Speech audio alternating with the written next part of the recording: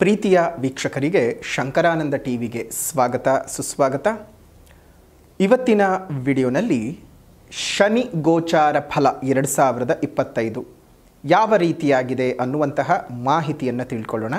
ಅದಕ್ಕಿಂತ ಮುಂಚಿತವಾಗಿ ಯಾರಾದರೂ ಶಂಕರಾನಂದ ಟಿವಿಯನ್ನು ಸಬ್ಸ್ಕ್ರೈಬ್ ಮಾಡಿಕೊಂಡಿಲ್ಲ, ಫಾಲೋ ಮಾಡ್ತಿಲ್ಲ ಅಂದರೆ ಫಾಲೋ ಮಾಡಿ, ಸಬ್ಸ್ಕ್ರೈಬ್ ಮಾಡ್ಕೊಳ್ಳಿ. ನೆಕ್ಸ್ಟ್ ಅಪ್ಲೋಡ್ ಮಾಡುವಂತಹ ವಿಡಿಯೋಗಳು ನಿಮಗೆ ನೋಟಿಫಿಕೇಷನ್ ಮುಖಾಂತರ ಬಂದು ತಲುಪತ್ತೆ. ಹೊಸ ಮಾಹಿತಿಗಳನ್ನು ತಿಳ್ಕೊಳ್ಳೋದಕ್ಕೆ ಸಾಧ್ಯವಾಗುತ್ತೆ ಅಂತ ತಿಳಿಸ, ಶನಿ ಅಂತ ಹೇಳ್ತಾ ಇದ್ದ ಹಾಗೆ ಪ್ರತಿಯೊಬ್ಬರಿಗೂ ಭಯವಾಗುತ್ತೆ. ಈಗ ಪ್ರಸ್ತುತ ಶನಿಯ ಪೀಡನೆಯನ್ನು ಅನುಭವಿಸ್ತಾ ಇರತಕ್ಕಂತಹ ರಾಶಿಗಳು ಅಂತ ಬಂದ ಸಂದರ್ಭಕ್ಕೆ ಪ್ರಥಮವಾಗಿ ನಮಗೆ ಅಷ್ಟಮ ಶನಿಯ ರೂಪದಲ್ಲಿ ಕರ್ಕಾಟಕ ರಾಶಿಯವರಿಗೆ, ಪಂಚಮ ಶನಿಯ ರೂಪದಲ್ಲಿ ತುಲಾ ರಾಶಿಯವರಿಗೆ, ಅದೇ ರೀತಿಯಾಗಿ ಅರ್ಧಾಷ್ಟಮ ಶನಿಯ ರೂಪದಲ್ಲಿ ಅಂದರೆ 4ನೇ ಮನೆ ಶನಿಯ ಪೀಡೆಯ ಸ್ಥಾನದಲ್ಲಿ ವೃಶ್ಚಿಕ ರಾಶಿಯವರಿಗೆ, ಇನ್ನು ಮಕರ ಕುಂಭ ಮೀನ ಮಕರ ರಾಶಿಯವರಿಗೆ ಕೊನೇ ಹಂತದ ಸಾಡೆ ಸಾತಿನ ಭಾಗ, ಕುಂಭ ರಾಶಿಯವರಿಗೆ ಈ ಒಂದು ಶನಿಯ ಸಂಚಾರ ಆಗೋದ್ರಿಂದ ಮಕರ ರಾಶಿಯವರಿಗೆ ಒಂದು ಸಂಪೂರ್ಣವಾದಂತಹ ಸಾಡೆ ಸಾತಿನ ಯೋಗ ಮುಗಿದು ಹೋಗುತ್ತೆ.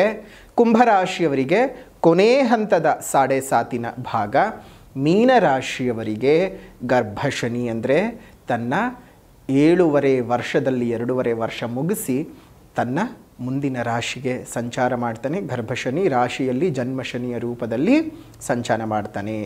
ಹಾಗಾಗಿ ಈ ಒಂದು ವಿಚಾರಗಳಲ್ಲಿ ಗಮನಿಸೋದಾಯಿತು ಅಂತ ಹೇಳಿದ್ರೆ, ಶನಿ ಪೀಡನೆಯಿಂದ ಅತ್ಯಂತ ವೇಗವಾಗಿ ತನ್ನ ಒಂದು ಶನಿಯ ಕಪಿಮುಷ್ಟಿಯಿಂದ ತಪ್ಪಿಸ್ಕೊಳ್ತಾ ಇರುವಂತಹ ರಾಶಿಗಳ ಬಗ್ಗೆ, ಅವುಗಳಿಗಾಗುವಂತಹ ಪ್ರಭಾವಗಳ ಬಗ್ಗೆ, ಯಾರಿಗೆ ಒಳ್ಳೆಯದಿದೆ ಯಾರಿಗೆ ಕೆಡುಕಿದೆ ಅನ್ನೋದನ್ನೆಲ್ಲ ಸಹ ತಿಳ್ಕೊಳ್ತಾ ಹೋಗೋಣ.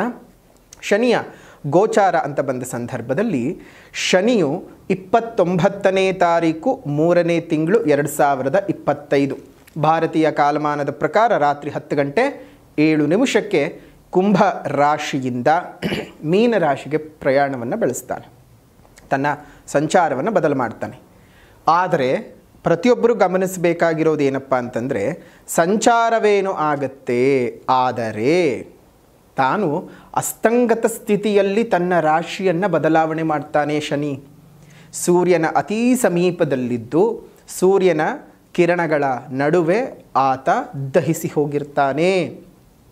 ಹಾಗಾಗಿ ಶನಿಯ ಪ್ರಭಾವವು ನಿಮಗೆ ತನ್ನ ಒಂದು ಅಸ್ತಂಗತ ತ್ಯಾಗ ಆಗುವವರೆಗೂ, ಅಂದರೆ ಅಸ್ತಂಗತ ಮುಗಿದು ಮತ್ತೆ ಉದಯ ಆಗುವ ಕಾಲಮಾನ 31ನೇ ತಾರೀಕು 3ನೇ ತಿಂಗಳು 2025 ಈ ಕಾಲಮಾನದವರೆಗೂ ಸಹ 29ನೇ ತಾರೀಕಿಗೆ ಪ್ರವೇಶವಾದರೂ 29, 30, 31 ಅಂದರೆ ಇನ್ನೂ 2 ದಿವಸಗಳ ಕಾಲ ಶನಿ ಅಸ್ತಂಗತನಾಗಿ ಪ್ರವೇಶ ಮಾಡ್ತಾ ಇರತಕ್ಕಂಥದ್ದು ಮತ್ತೊಂದು ರಾಶಿಯನ್ನು ಬಹಳ ಅಪರೂಪಗಳಲ್ಲಿ ಅಪರೂಪ.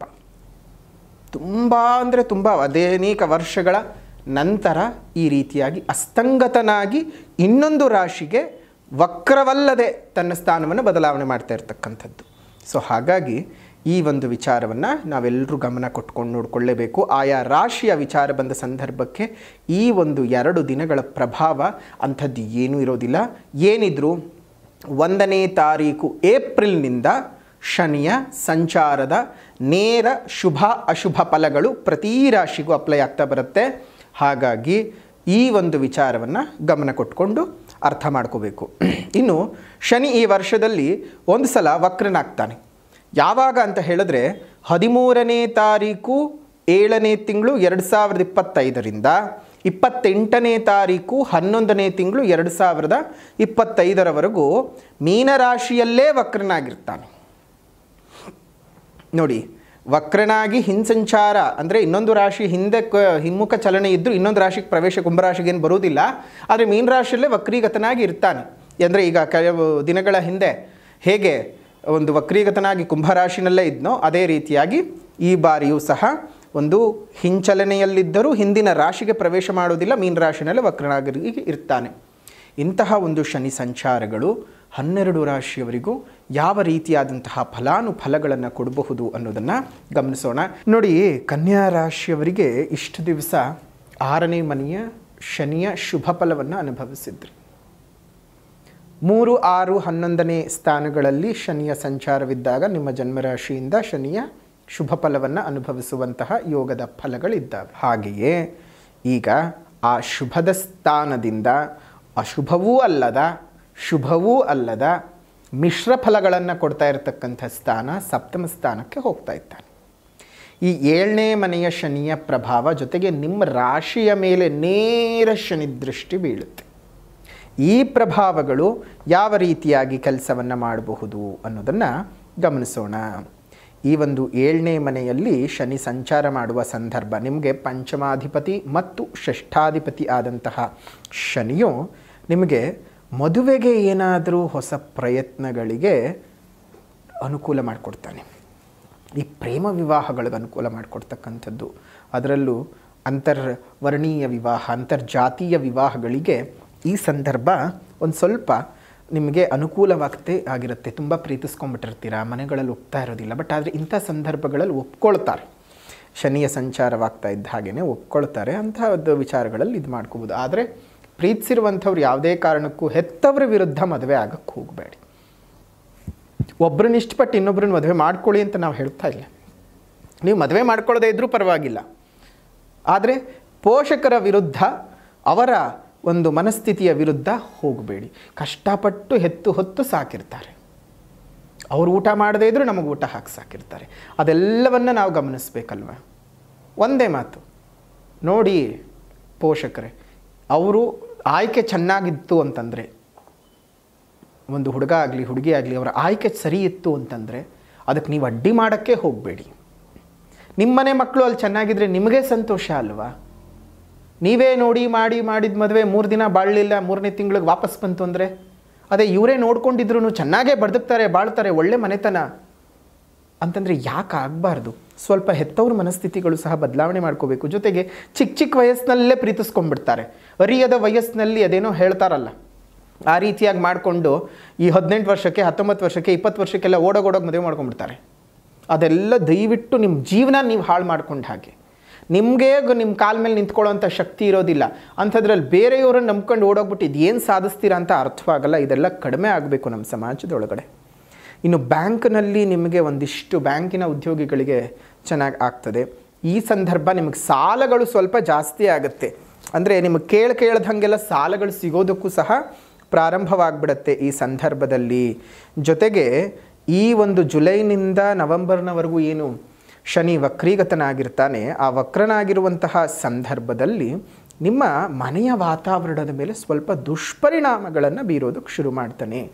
ದಾಂಪತ್ಯ ಕಲಹಗಳನ್ನು ಕೊಡ್ತಕ್ಕಂಥದ್ದು, ವಿರಸಗಳನ್ನು ಕುಟುಂಬದ ಒಳಗಡೆ ತಂದು ಹಾಕ್ತಕ್ಕಂಥದ್ದು, ಇದ್ದಕ್ಕಿದ್ದ ಹಾಗೆ ಆರೋಗ್ಯದಲ್ಲಿ ಏರಿಳಿತಗಳು ಉಂಟಾಗ್ತಕ್ಕಂಥದ್ದು ಆಗತ್ತೆ. ಈ ಸಂದರ್ಭದಲ್ಲಿ ಬಹಳ ತಾಳ್ಮೆಯ ಅವಶ್ಯಕತೆ ಇದೆ. ಮಾತು ಬರುತ್ತೆ ಅಂತ ಏನೇನೋ ಮಾತಾಡೋಕ್ಕೆ ಹೋಗೋದು ಅಲ್ಲ. ಧೈರ್ಯ ಸ್ವಲ್ಪ ತಾಳ್ಮೆಯಾಗಿದ್ದು ಆ ಪರಿಸ್ಥಿತಿ ತಿಳಿ ಆಗುವವರೆಗೂ ಸುಮ್ಮನೆ ಇರಿ. ತಿಳಿ ನೀರಿಗೆ ಕಲ್ಲನ್ನು ಹಾಕಿ ಬಗಡ ಎಬ್ಬರಿಸ್ಬಿಡ್ತೀರಿ. ಆದರೆ ಪುನಃ ಅದು ಆ ತಿಳಿಯಾಗೋದಕ್ಕೊಂದಷ್ಟು ಸಮಯ ಬೇಕು. ಆ ಸಮಯವನ್ನು ಕೊಡಿ. ಎದ್ದಿರೋಂತಹ ಬಗಡ ಎಲ್ಲ ಪುನಃ ಕೆಳಗೆ ಹೋಗಿ ಕೂತ್ಕೋಬೇಕಲ್ಲ, ಅದಕ್ಕೆ ಸಮಯ ಬೇಕಾಗುತ್ತೆ. ಅದೊಂದು ರೀತಿಯಲ್ಲಿ ತಾಳ್ಮೆಯಾಗಿರ್ತಕ್ಕಂಥದ್ದು ಒಳ್ಳೆಯದು. ವ್ಯಾಪಾರ ವಹಿವಾಟುಗಳು ನಿಮಗೊಂದು ಸ್ವಲ್ಪ ಲಾಭಗಳನ್ನು ತಂದುಕೊಡುತ್ತೆ.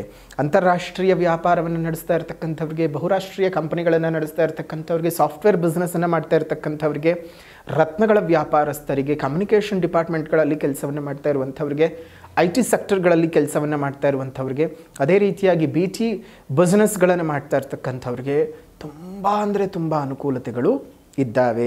ಎಲ್ಲೋ ಒಂದೊಂದು ಕಡೆ ಸಣ್ಣ ಸಣ್ಣ ಕಿರಿಕಿರಿಗಳು, ಸಣ್ಣ ಪುಟ್ಟ ತಾಪತ್ರೆಗಳನ್ನು ಹೊರತುಪಡಿಸಿದರೆ ಶನಿಯ ಗೋಚಾರದ ಫಲ ನಿಮಗೊಂದಿಷ್ಟು ಒಳ್ಳೆಯದನ್ನೇ ಕೊಡುತ್ತೆ. ಸರಿಸುಮಾರು ಒಂದಷ್ಟು 70 ಭಾಗ ಒಳಿತೇ ಇದೆ, ಇನ್ನೊಂದು 30 ಭಾಗ ಕೆಡುಕಿದೆ. ಈ ಒಂದು ಕನ್ಯಾ ರಾಶಿಯವರ ವಿಶೇಷವಾದಂಥ ಶನಿ ಗೋಚಾರದ ಫಲ 2025 ಹೇಗಿತ್ತು ಅಂತ ತಿಳ್ಕೊಂಡಿದ್ದಾಯಿತು.